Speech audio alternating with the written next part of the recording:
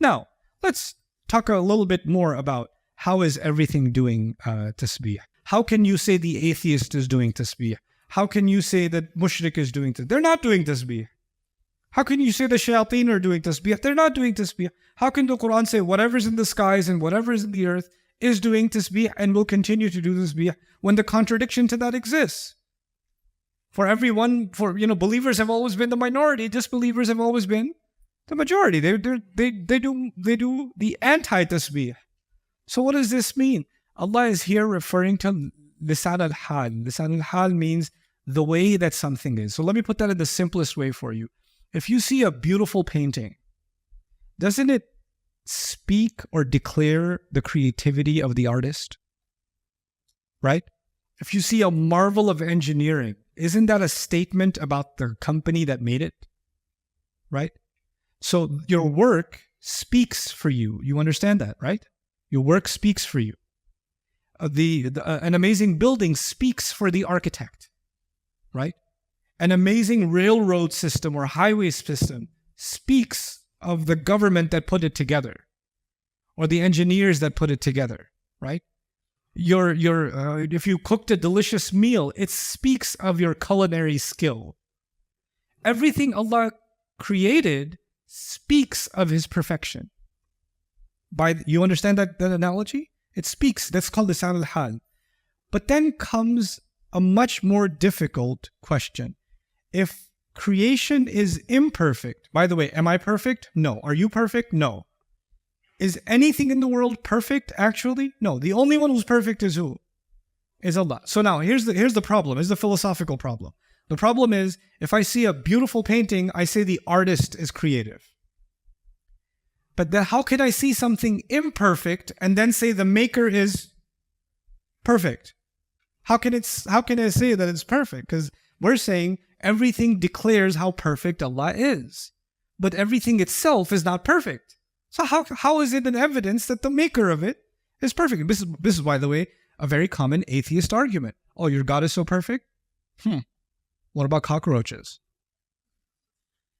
What about a rash on your skin? What about my cousin?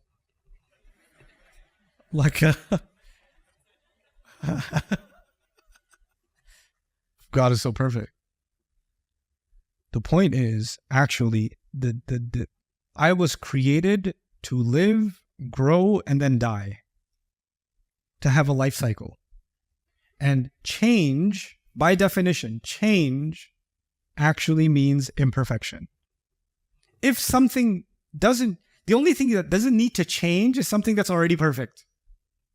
If you need to make any changes to it, that means it's not already what? Perfect. Allah designed this universe, everything in it, and one thing that's constant in this universe is what? Change. Movement is change, isn't it? The subatomic particles moving inside every atom are moving, which means their position is what? Changing. Motion is change. Energy is change. All of science is the study of change. Every science is the study of change. History is the study of change. Actually, that's all we study is change. Life itself, life is defined by change, and a cell changes, right? Allah designed things to change, but change for a purpose. The change itself is imperfect, but the purpose is perfect. It's not the fact that things are perfect. It's that they were made for a perfect reason. I was perfectly created to be born at this day, of this mother, in this family, in this situation, for these years, meet with these people. The plan for all of it is what? Perfect. It's perfect. In fact, that's actually the tasbih. Everything is being done according to a plan. It's the plan of Allah for everything that's actually perfect. And that's the tasbih of Allah, that whatever's in the skies is doing and whatever's in the earth is doing. وَالشَّمْسُ تَجْرِي لِمُسْتَقَرٍّ لَهَا. The sun moves according to an exact schedule and calculation. Why is Allah giving us that analogy? If you realize the sun is so precise, then you will realize everything Allah does is extremely what? Precise. But some things, the precision is easy for you to see. Other things, you can't see the precision, so you call it chaos. when human beings cannot understand a pattern, they call it chaos, right? And so they say, oh, the universe is in chaos. Well, Allah says, no, it's in order. You just don't have the algorithm figured out. It's a little more advanced for you, so you call it chaos, but actually it's much bigger than you. It's in the ghaib, okay? Then there's the perfection of the argument of beauty. I've talked about it in Surah Al-Hadid, so I don't want to spend too much time on it here because we have so many other things to talk about, but I'll tell you briefly. Human beings are not created like squirrels or cats or camels or anything else. We don't just survive as a species. This is not even a religious conversation. This is common sense across the board. Doesn't matter what religion somebody comes from. Human beings pursue more than just survival. Isn't that true? I mean, people want to listen to more and more beautiful music, or they want to design more and more beautiful clothes, or taste more and more delicious food, or design more and more beautiful homes. What is the common element between all of these things? For every one of our senses, we want to pursue more and more beauty, isn't it? In fact, even abstract beauty. People, even if it's not physical beauty, you just want to listen to some remarkable poetry or some amazing story, which is abstract beauty. It's just in your mind. But you want to hear it.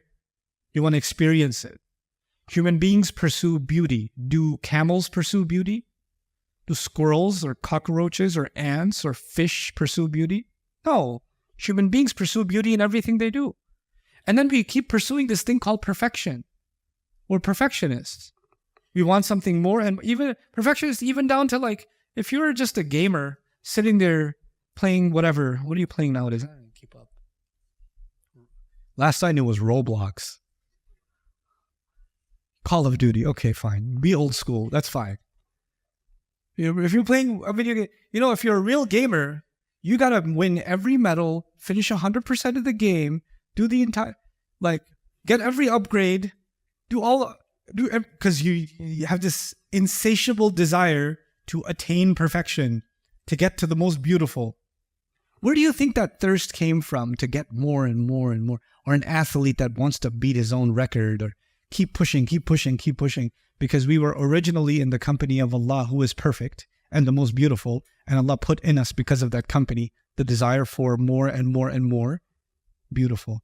And so our tasbih is actually different than the tasbih of everything else. Allah made our tasbih even more beautiful. It isn't just even the tasbih of perfection or purpose, it's the tasbih of the pursuit of beauty.